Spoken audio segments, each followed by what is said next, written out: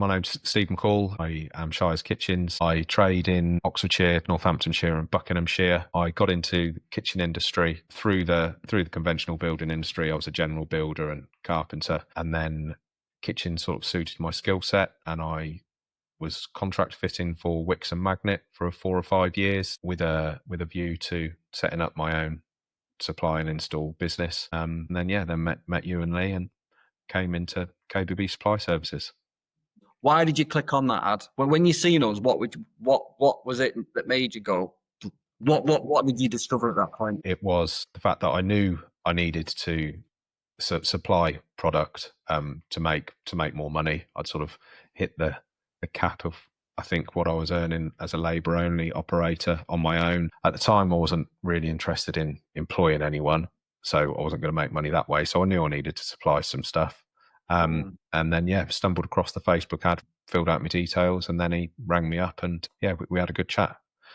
So how long were you aware that you needed to supply products? I think probably all the way through. I sort of fell into a bit of a, not a trap, but I fell into habit and comfort contract fitting because it was easy, because I was spoon-fed work.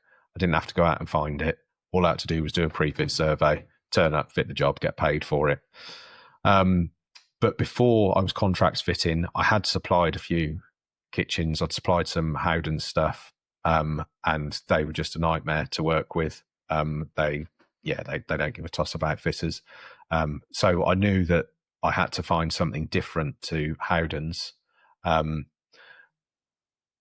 I didn't know and didn't have the conviction to start looking for it, to be honest. And then so stumbled across your ad, thought, let's give it a look, see what these guys are like.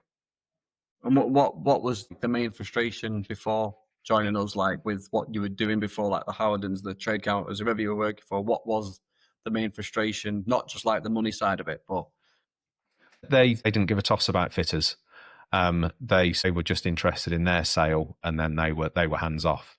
So especially fitting for Wickes and Magnet, once Stead made a sale, they weren't interested anymore. You had to go out and do your pre-fit survey, and you had to sign paperwork to say that you'd checked it and that everything was correct. And then the job was your liability then. And that was one of the biggest problems, I think, because you weren't making the money for it. You were basically getting wages, but you were carrying the full responsibility of the job and managing the customer. So you were sort of doing half of their work for them, and they were getting the proper money for it, and I was just working for wages. Do you think it's a monopolised industry? Yeah, 100%. Yeah, absolutely. And do you think that some people, like especially fitters, because I think some of them, it's like Stockholm syndrome. You know, when people, yeah, it is. Yeah. Do you know what I mean? Yeah. You sort of get blinded and almost think it's the only way, or certainly that's just the way the industry is. It's like the big players, they sell the kitchens. They'll give us a few crumbs off the side. Like you can make sort of a few £100 off a Howdens kitchen if you're lucky. I remember one of the final nails in the coffin for me and Howdens was I said that I wanted 10%.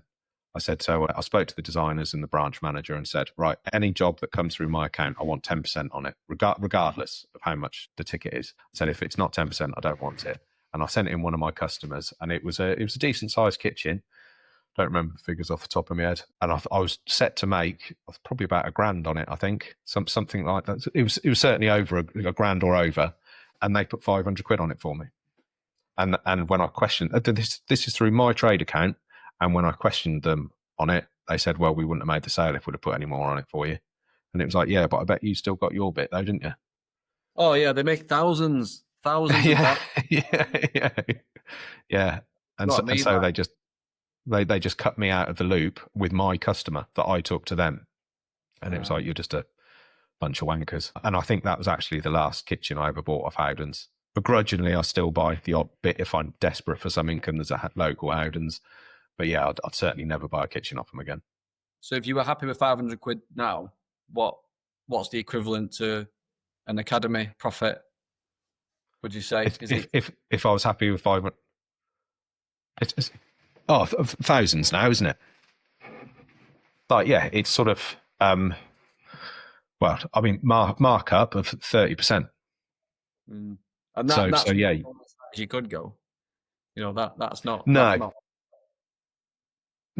but I think in the early days, that's sort of a yeah, realistic figure, isn't it?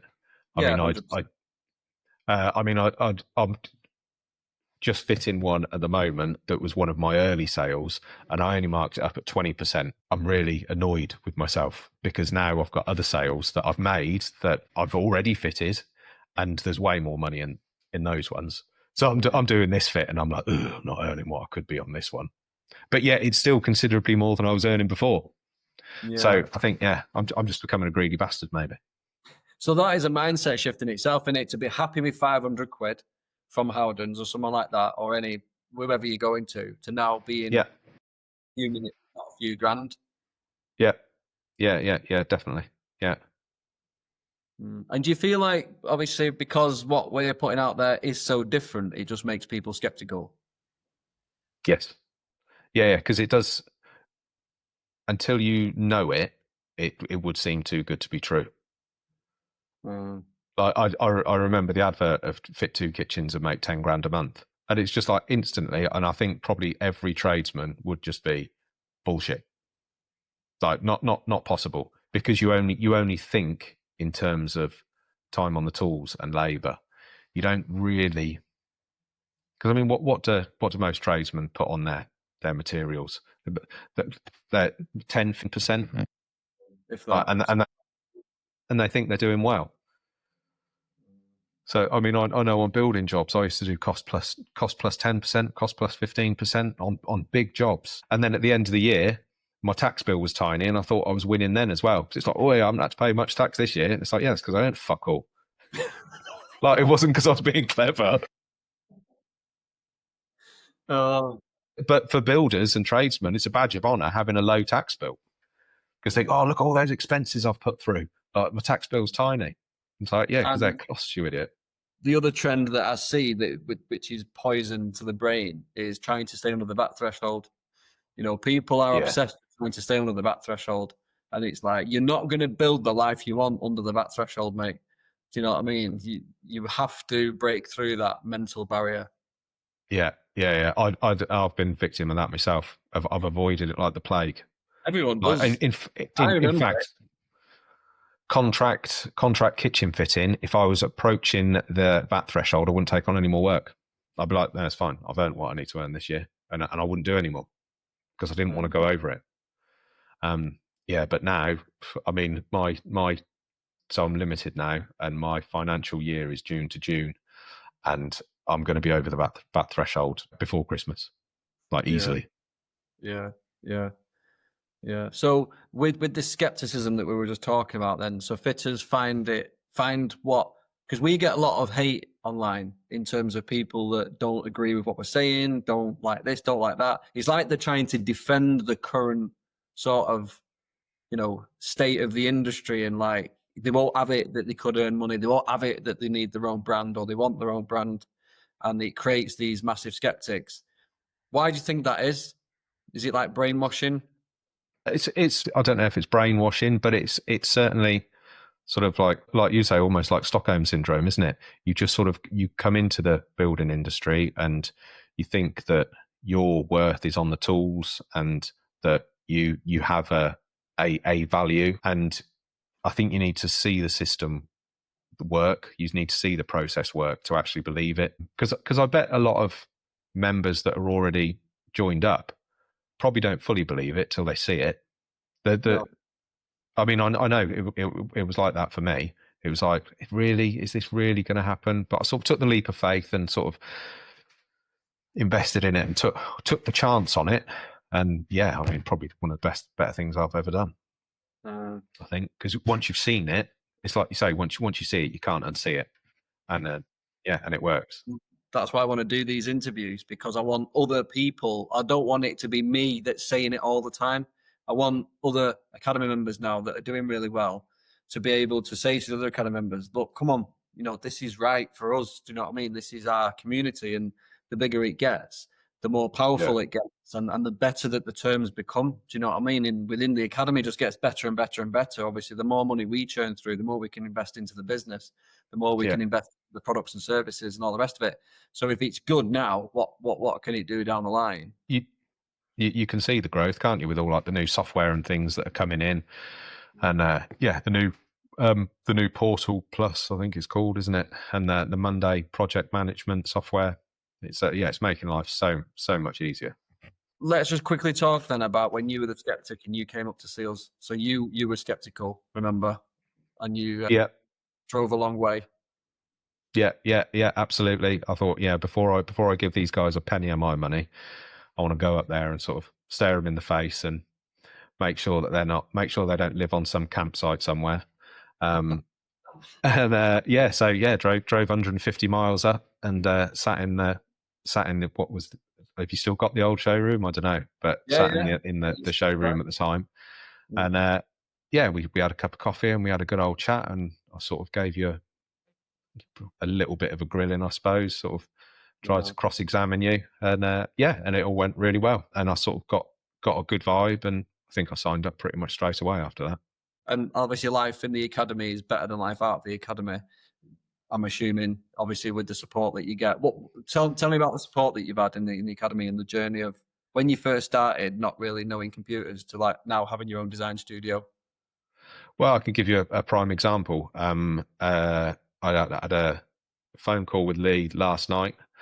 We were sort of going through my leads, going through my SEO, and he saw a bit of a choke point. So he told me to open up my calendar. He said that my sort of survey times and my appointments were too slim. So it was only so many hours. I think only Tuesday, Wednesdays, and Thursdays.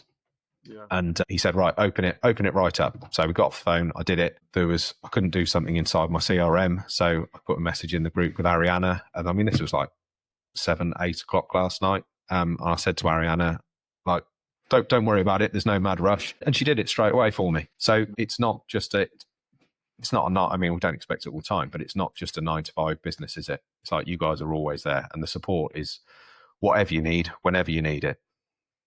I mean, I'm sure if you ask Lee nice enough, he'd give you a cuddle if you needed one. The support is superb. Yeah. There's everything you need. How have you developed then? So what have you learned? Like where were you when you first, because you came into us, you weren't great on a computer. There's a few learning curves into there. There's quite a bit of development that's gone on there. And obviously you didn't have this design studio at the time. So just stitch that story together for us. So I mean, it wasn't that long ago that I was still using bloody carbon duplicate book, but that's no joke. But I mean, I could just about put an invoice and a quote together on QuickBooks. I didn't have any bookkeeping. I didn't have any sales process, no systems, no nothing. So it was a baptism of fire coming into the academy and pretty much everything being online. Sort of all the stuff. I mean, back in those days, we were sort of putting together our own better proposals and whatnot, and using spreadsheets properly and doing the whole website thing. SEO, I didn't have a clue what that was. My web hosting, no clue. So yeah, it's been quite a tough road and a journey. But again, like you can ring Lee, you can ring Ariana, and give you all the tech advice you need. They'll help you with anything. I mean, I'm sure Ariana dreads getting my phone calls and probably laughs her ass off when she gets off the phone. But the support's there. That's the important thing, isn't it? And it's been quite so it's been a big steep. So how did you end up getting the design studio then, and how did that come about? How did you? So it's very local to me, and I've got a workshop in the same sort of compound. And it took me years to get that. I had to wait a long time because there's not too much locally around unless you go into the towns. And then, I mean, it's probably silly money for premises in towns. But this is quite a nice, quiet little spot. The unit came available, and I thought I'm not really ready for it. Well, I'll say I'm not ready for it. I didn't feel ready for it, and it's a financial commitment that I probably didn't need at the stage I was at. But it was available, and I knew if I didn't take it, then I'd be waiting when I was ready for one, there wouldn't be one available. So I sort of just jumped in with both feet, and actually it's been a really good addition. A couple of customers have been out, absolutely love it. I was probably overthinking I sort of had a budget in mind, thinking I needed to put sort of 20, 30 grand into it to get it all nice and posh. And again, I had a phone call with Lee, and he said, "Don't worry about it. Just put some samples in there." He said, "Get some flooring, get some tiles." He said, "Make them a cup of coffee, let people come and touch and feel the product." And that's what I've done, and it's working really well. Yeah, Yeah. people like it. So basically, this, you don't need a showroom. You can sell without a showroom easily, can't you? Basically. You can, yeah. Well, I was, and still am. Not everyone comes to the showroom. It's, I mean, I think it gives people a bit of further reassurance to know that you've got a physical premises, but it's not essential. Like, people don't need to come to it. I still do plenty of putting samples in the van and taking them out to people, and I mean, most of the time that's enough for people. It's mainly if people are being a bit indecisive. Instead of having to cart around 30 pieces of quartz for them to look at, I can just say, "Come to the studio and have a look." And they're like, "Oh, okay." And I've got a nice coffee machine, so I make them a coffee, and just it greases the wheels a bit more if it needs it. So the two customers that have been in both converted as well. Yep. Good. Yep. Yeah. And have their jobs been installed now, or are they? No, up and coming. Oh. So both be fitted before Christmas. Yeah. And do you get many comments or compliments on your your journey, your customer journey, your sales process? Anything that you're doing there that customers like? Do you think?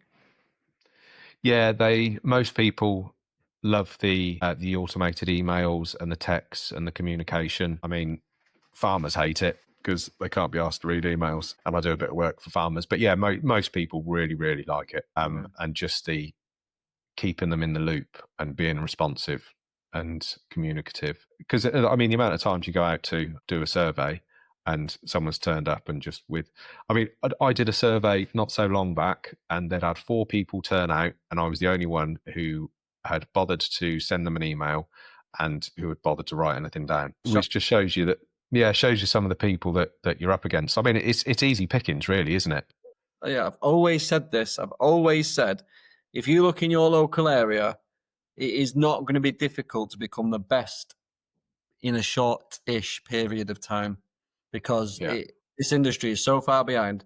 When you look at the big sheds, even they're shite. They're just big. Do you know what I mean? It's just like, there's not. I'm not saying there isn't a lot of quality, because there is, but I'm talking, if you're going for like bespoke, really expensive stuff, you'll get some really good studios that, specialize in that.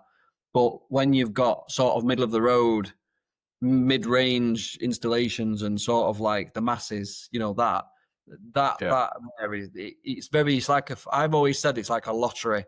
You might get a good designer, you might not. You might get a good installer, you might not. You might get product issues, you might not. It's anyone's guess, but when you go to someone that's following a proper process and is reputable, properly reputable, because you're a Wickes trusted trader as well, aren't you? Yep. Yeah. Absolutely. And do you find that customers like? Yeah, I do. I mean, I find it's generally sort of middle-aged people and older people, which, I mean, to be honest, are more of our target market. They really like it. A lot of young people don't necessarily know much about which, but I think it's a really good thing to be able to sell.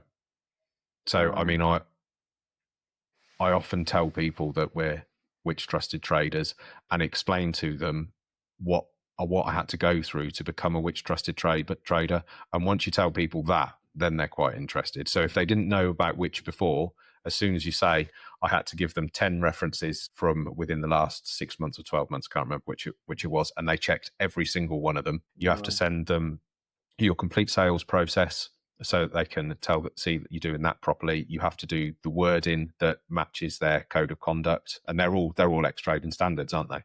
So they know the law. You've got to have a complaints procedure. As soon as you tell customers that I've had to prove my worth to Wickes, and this is the things that they've checked, they're like, okay, all right, yeah, that's quite serious. When you compare it to like Book a Builder and Trust a Trader, who don't check anything. Yeah, and I find it quite astonishing, really, that the big sheds don't have this in place, and they don't have like insurance-backed guarantees and stuff like that. They don't do the basics, and because they, like you say, customers walk in and hand the money over so easily, they think, well, what's the fucking point? You know what I Yeah. mean? But Yeah. Yeah. hopefully you guys will start changing that across the country, because I think once customers start, seeing more people like yourselves, it will hopefully disrupt things a little bit. Yeah. Yeah. Yeah. 100%. So what's the plan then for the next 12 months for you now? What does the future look like? What's on the horizon? Because if you think about what you've done in a year now, from really going for it in the last year, getting your design studio up and running, getting your head around all the technology and the things, and getting your own organic leads and becoming self-sufficient, that's a lot Yeah. to bite off in 1 year. I'm pretty pleased with it and how it's gone and the amount of ground that's been covered. So I think next, I've still got a bit of work to do.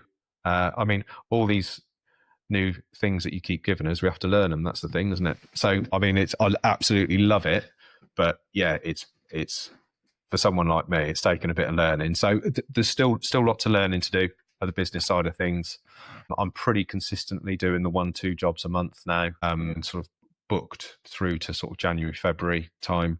So it's time to start ramping it up now and trying to pull in that third job and maybe that fourth job. I interviewed a fitter last week who seems really good. He's keen to do kitchens and bathrooms. Found a builder to do all the building works and things, Tyler. So yeah, it's pulling in more jobs now. And yeah, making more sales, and then I can start thinking about coming off the tools. So it'd be nice to think by the end of next year, I'll at least be 50% off the tools. Yeah. So that would be, because when you look at the normal time it takes usually to build a business, that's quite quick, a couple of years, when you think about it. Yeah, absolutely. Yeah. And especially if it's a business that's going to last. Like if you Mine wouldn't. yeah, exactly. So you put in the decent foundations, don't you? And then like building a house, isn't it? Put in the groundworks, get it all set up right, learn it inside out, and then just rinse and repeat. Yeah. So excited for the future. You got to do a bit of recruitment, get a bit more organized. Yep. Really, that's it. You know what to do now, don't you? Yeah, absolutely. Yeah, and if I don't, I know where to come. Yeah, that's it. Well, you're in the right place. Yeah, exactly. Is there anything else you'd like to add? Anything you think we need to cover that you've not covered, that you think it'd be good to sort of send that message out to people? I guess, yeah, don't knock it till you tried it. It's that sort of thing, isn't it? It's like if you've got the drive to want something more, give it a go. Like what have you got to lose? I think I'm right in saying once you're in, you don't have to stay in. If you come in and it doesn't work, you don't mind people leaving, no hard feelings. But once you're in and you have a crack at it, if you do it properly, you won't leave, will you? Because you'll see that it works. I've been able to and been left just to do things at my own pace. There's no pressure. You move as fast as you want to move, and you engage as much as you want to engage. Like you can, if you want to see people and speak to people, you can. And if you want to just do things your own way and go at your own pace, you can do that as well. I know a couple of the other members that are sort of local to me and can pick up the phone and have a chat with them whenever I want. Like you say, come to the events, chat to you and Lee whenever I want. So you can be as engaged or unengaged as you want. Yeah, and that's one of the beauties of it. Yeah, and everyone has different needs, don't they? At the end of the day, everyone's got a different requirement for that. Everyone learns different, and everyone socializes different. So, yeah. Not everyone's the same, are they? So, biggest mindset shift from before to now. Having to take it a lot more seriously and treat things like a proper business now, because it is now, isn't it? I'm not just a sole trader who's living hand to mouth and sort of taking a few costs out of my labour money, and what I'm left with is what I have. So it's having to be mindful of cash flow and all of the other business systems and processes that go with it, because the sort of the bigger I'm growing, the more my overheads are rising. Keeping an eye on cash flows the biggest thing, and sort of like you say, thinking like a business owner, I think is the important thing, and not just Yeah, at the moment, it's kind of having to wear two hats, if you like, because I'm still a tradesman. I'm still on the tools, full time on the tools, but there's the other bit with it as well, and that's the transition, isn't it?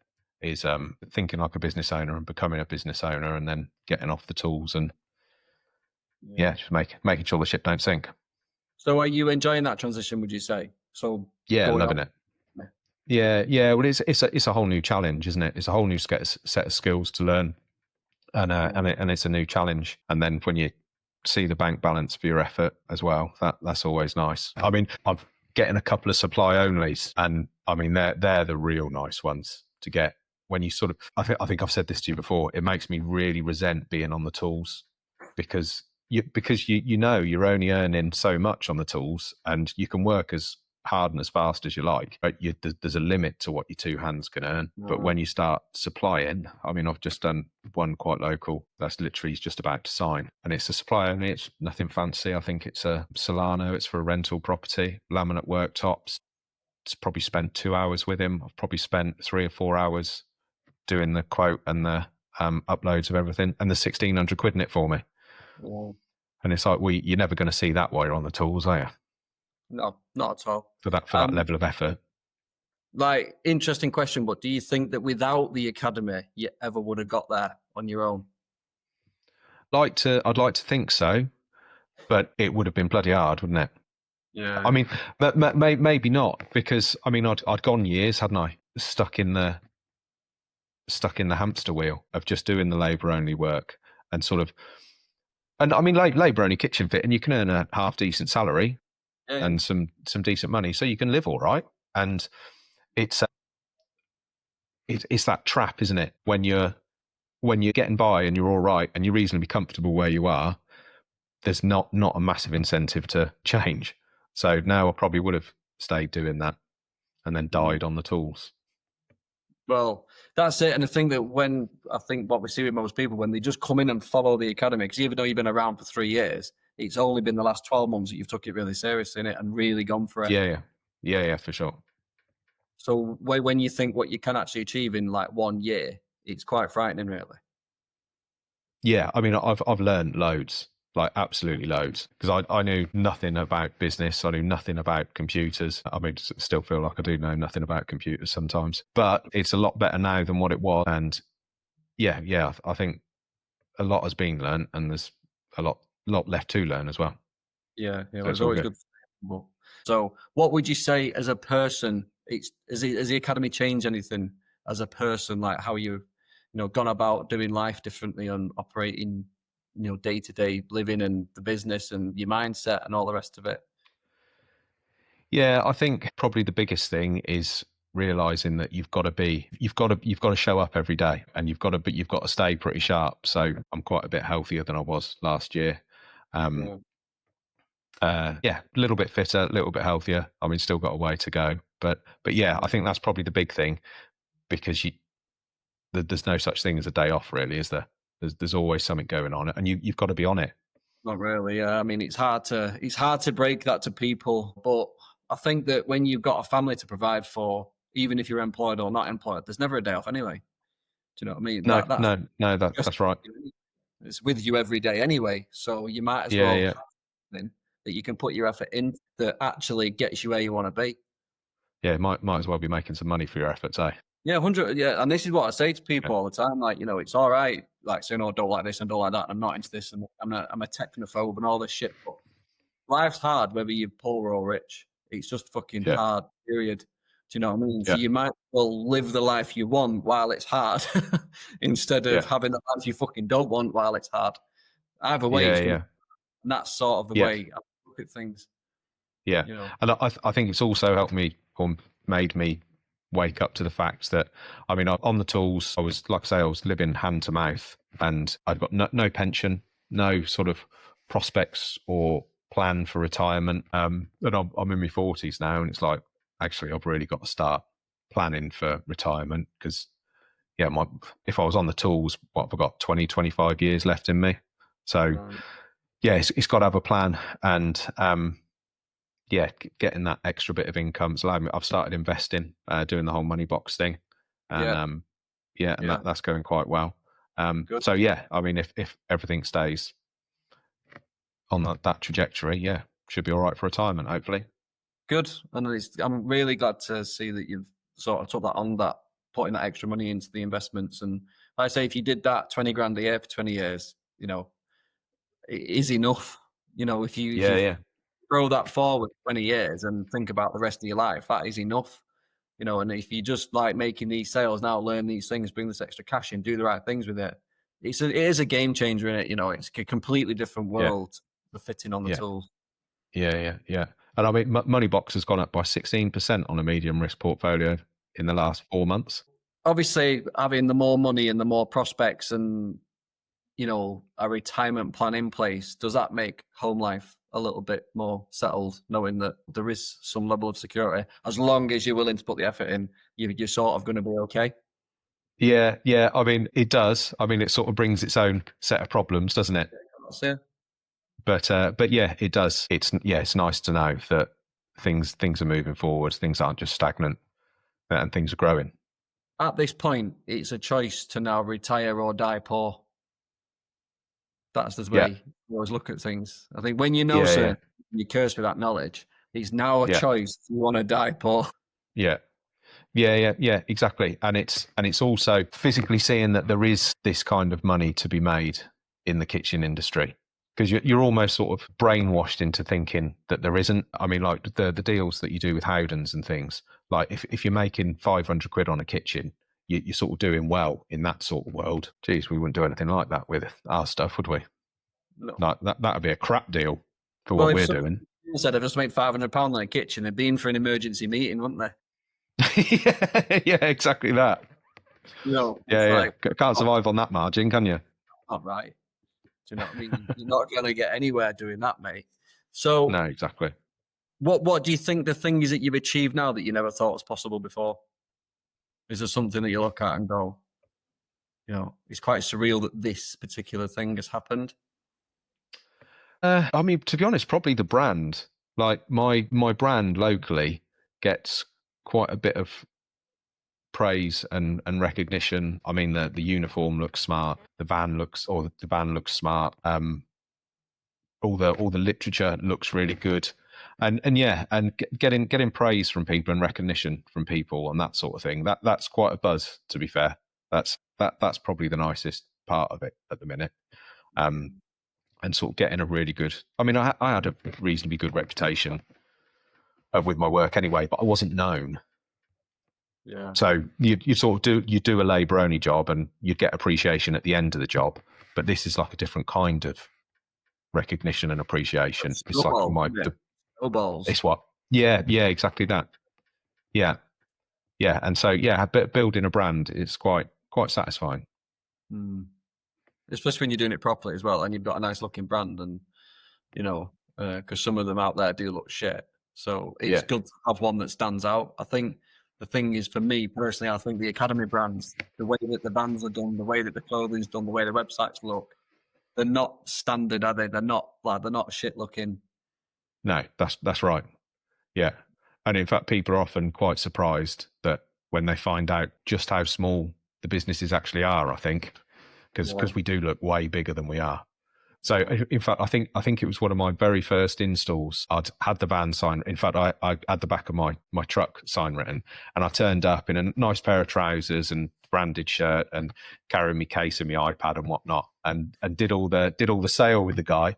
The kitchen got delivered, and then I turned up to install it. And he was like, "What are you doing here?" And I was like, "Well, I'm fitting it." He was like, "Huh?" He couldn't get his head around it. That's really funny. Yeah, it's mad, isn't it? Like the perception, but perception's everything. And when you go through that journey of the sales process and just turn up properly like a business and do the proper survey, like, yeah, it's just, this is why customers say yes. And I'm assuming at that point the customer had no problem if you fit in the kitchen. No. No, in fact, once he'd sort of got over the shock of it, he was quite happy, and it went really well. And yeah, and needless to say that. Once he got off the floor. Yeah, that's right. Yeah, and then needless to say, it was a 5-star review, and yeah, hopefully more business coming from him. Mm. Yeah, it's a really funny one, that, isn't it? Like, Turn up in your suit one day and then you gear the next day to fit it. Yeah, I'm sure there was like a Two Ronnies sketch or something like that. But yeah, anyway. So tell me then, for you personally, like you mentioned before, but you mentioned previously about, you could work less and earn the same money, but what's life like now? How is life different to pre-academy to now with this, like in general, like just Bit busier is the first word that springs to mind, because it is it's well the thing is it's the start of the transition is like, I mean, there's no two ways about it. It's a difficult period because I've got plenty of work coming in to sustain me, probably not quite enough work to start handing jobs over to other people, but I've got to do all of the business stuff as well. So it is a lot of hours at the minute. I mean, it's 6, sometimes 7 days a week. Doing evenings. I mean, up at 5 o'clock in the morning and sitting down at my laptop for an hour or so before work. Going out a shift on the tools, but it's okay because there's a goal in sight, isn't there? yeah. So it's like I've just got to break through this barrier and get enough work in to start subbing it out, and then life. Well, then I might be able to do what you did in 20 hours a week and be on the golf course the rest of the time. I wish. Well, that's Oh what you yeah, used to do, wasn't it? yeah. Back in the day, yeah, I thought you meant now. I mean that once fucking hell, I wish it was like that now. Yeah, once upon a time, I remember, 2, 3 surveys a week, sometimes 4. 2 for each jobs on the go at any one time, spinning them over. Customers coming in and out the design studio, nothing too hectic. I'd go to the design studio, open it up, see a customer, shut the door, go gym, nip to the golf range for a bit, check on the lads, see how they're doing, do a few site visits. What a life. Do you know what I mean? Yeah. It really was. And that's the sweet spot. I think everyone's got to get there and have a couple of years at that level, and experience that first before you Once you think, start seeing the system work as well, you can see how achievable that actually is. oh, yeah, it's a machine. The only thing that's going to trip anyone up there is recruitment and project Yeah. management. But the only two Yeah. things that you're going to need to master at that point are recruitment and project management. If you recruit badly and you don't project manage properly, it's going to be really difficult. But if most of it lies in the recruitment and the communication and setting your jobs up properly and making sure that you communicate with your fitters and your customer and you're just on the customer journey with them. Do you know what I mean? If you're on the front line and you're guiding them, it's a really good place to be. And you get some good fitters around you. People that are proud to be part of your brand, and there will be people out there that want to be part of it. And this is the other thing that you have to get over in your head, that these brands that are being created in the academy, other fitters who haven't got the balls to do it themselves, will want to be part of things like that, because deep down they just want to be in a nice environment to work. And you can easily provide that. It's just having the belief yourself. We've got a good edge as well, especially if you come in from a fitting background. I think it would be easy. Fitters will enjoy working for ex-fitters, won't they? Because I think one of the biggest gripes that fitters have about the kitchen industry is the crap designers and the design's not working and things being impractical and difficult for the fitters. So yeah, if it's a massive plus being from a fitting background. Yeah, because if you're controlling the design process anyway, you've had your fingerprints all over that design. You know what's going out onto site. If problem, you have that relationship with the fitter where it's easy to talk about, because you're both, so you solve the problem fairly quickly. Do you know what I mean? Whereas you've got this hot potato scenario where it's being passed from fucking pillar to post and no one wants to own the problem. Exactly. Which is what happens in a lot of places, isn't it? Yeah. If someone was thinking about joining the academy and they were sat on the fence, what would you say to them? Probably a couple of things. Probably, if you really want to do it, there's not going to be an easier way than this way. But if you want it enough, then it's there for the taking. And I think that'd be it. Because I mean, it's great that any challenge you come up against, I mean, if it's not in the academy already for you to go and look at, then you can get hold of you and Lee, and the answers are right there. And then it's just down to you to implement them. Yeah. So yeah, but it's hard work, but completely worth it. And it works. That's the most important thing, isn't it? Yeah, the proof's in the pudding. There's enough of us doing it now to show that it does work. And I mean, Jesus, some of the lads are earning some serious money, I think, aren't they? Yeah. Yeah, I'm not quite there yet, but yeah, there's lads doing it, and I can see it. So it's there for the taking. But you just got to knuckle down and get on with it. It's as simple as that, really.